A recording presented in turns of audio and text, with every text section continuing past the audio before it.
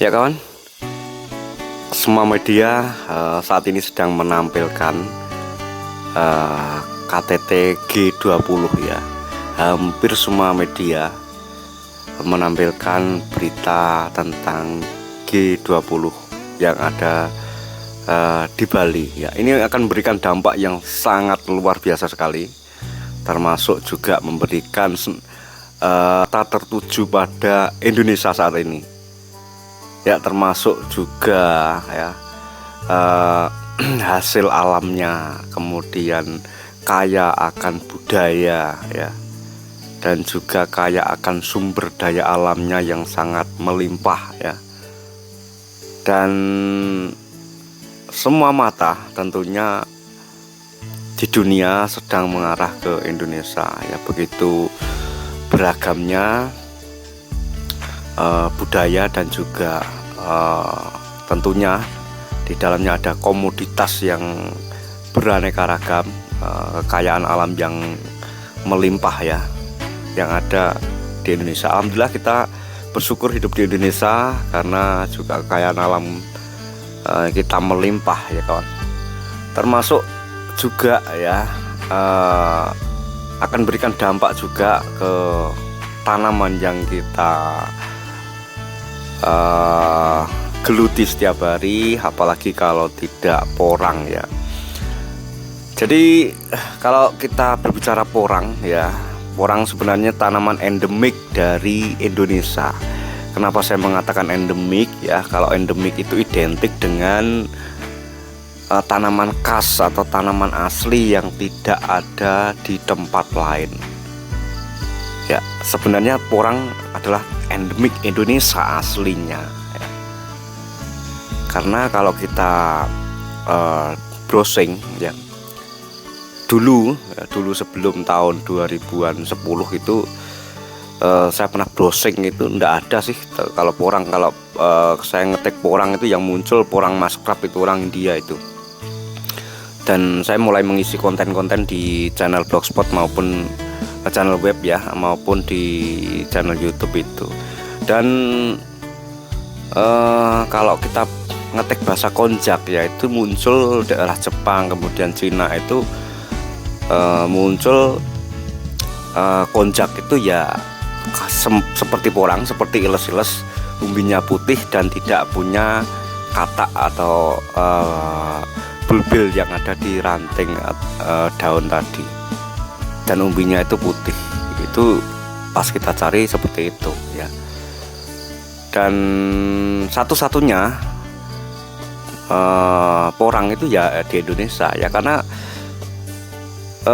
kalau kita flashback ke belakang ya, memang konjak itu sudah dibudidayakan di Cina, di Jepang itu sudah 350 tahun yang lalu sudah ada. Namun di Indonesia baru sekitar tahun 60-70-an itu ya baru memulai, dan sudah familiar dengan bahasa konjak, sehingga porang di Indonesia itu ya dikatakan yellow konjak atau konjak kuning ya, seperti itu. Dan keunggulannya kawan, keunggulannya porang di Indonesia itu memberikan glukomanan yang tinggi, kemudian viskositasnya yang jauh lebih tinggi ya, jauh lebih tinggi daripada konjak. Maka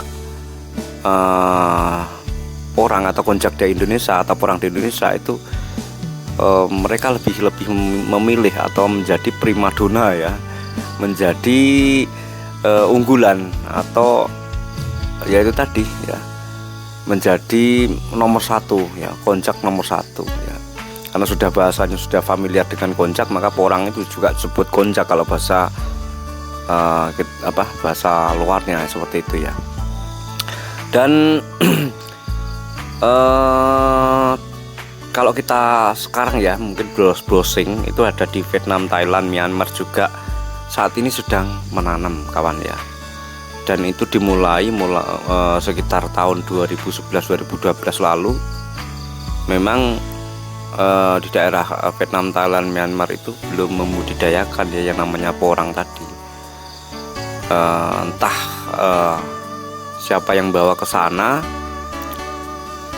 dan akhirnya juga berkembang sama seperti di Indonesia ya, mereka juga menanam juga ya. Tapi alhamdulillahnya ketika Indonesia itu panen mereka nanam ya, ada kebalikannya ya, ketika mereka panen kita nanam ya, jadi siklusnya hampir beda seperti itu. Dan keuntungan sendiri kalau ditanam di daerah Indonesia, hampir semua lapisan tanah di Indonesia itu dari Aceh sampai dengan Irian Jaya ya, sampai dengan Papua, ya, sampai dengan Papua itu hampir semua cocok ya. Mau MDPL-nya 17, mau MDPL-nya 1000, mau lebih juga itu akan tumbuh maksimal ya.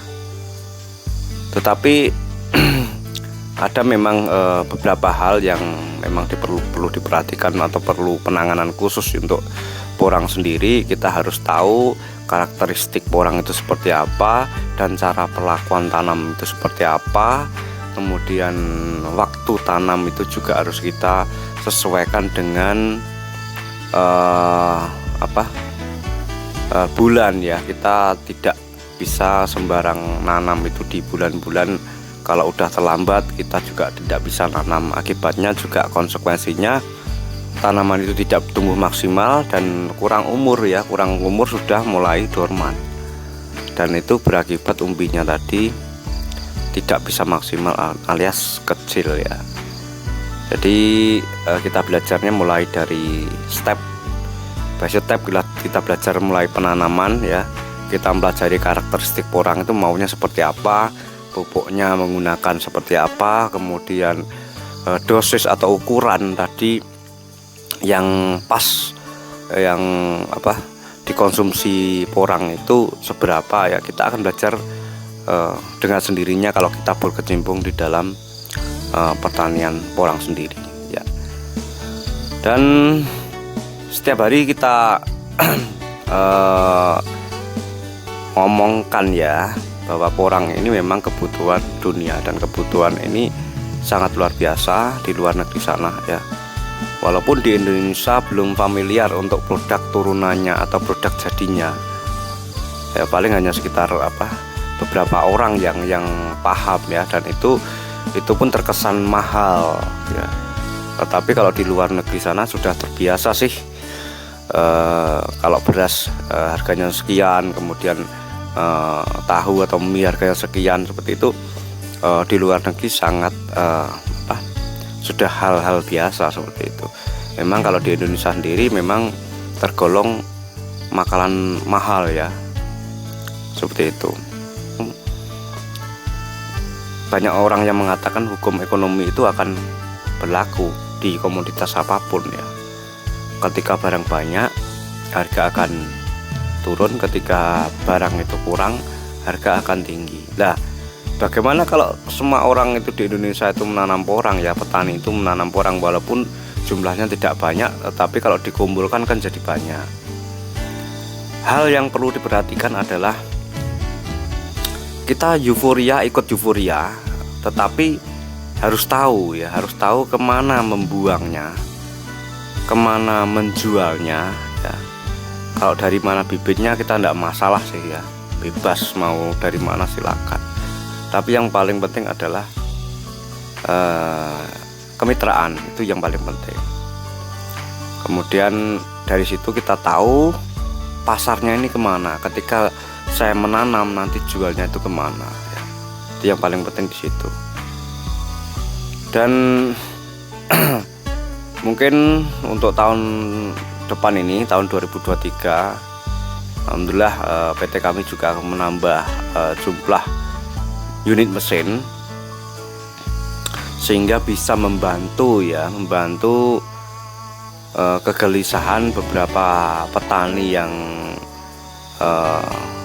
WA ke saya atau WhatsApp ke saya, Pak, di daerah saya itu banyak, saya bingung jualnya, dan Pak, saya menanamnya sedikit, gimana cara jualnya. Dan pertanyaan seperti itu banyak yang muncul di WhatsApp kami. Dan mudah-mudahan di tahun 2023 ini tidak ada lagi yang bingung jual ya. Artinya nanti kita siap ya, siap untuk menampung atau membeli hasil panen. Bukan hanya mitra tapi non mitra juga ya. Silakan nanti bisa hubungi di nomor ketiga-tiganya, di nomor kami, dan kita siap membantu. Yang penting itu sampai lokasi kami loh ya, tidak kita menjemput ya. Kalau kita menjemput itu sudah beda lagi ya, artinya kita kasih harga nanti, yang penting bisa ngumpul di Madiun ya. Karena lokasi kami insya Allah akan membuka 2 tempat juga di Madiun, yang nanti tidak usah masuk ke daerah kami yang agak setinggi, tapi cukup di bawah, di daerah Madiun yang bawah nanti, agar apa itu masuknya tidak terlalu jauh seperti itu.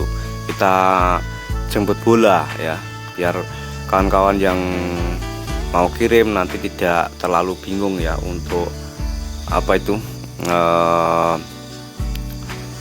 menjual hasil panennya ya. Yang penting walaupun tahun ini belum panen, Anda kembangkan terus ya, ndak usah khawatir, ndak usah bingung.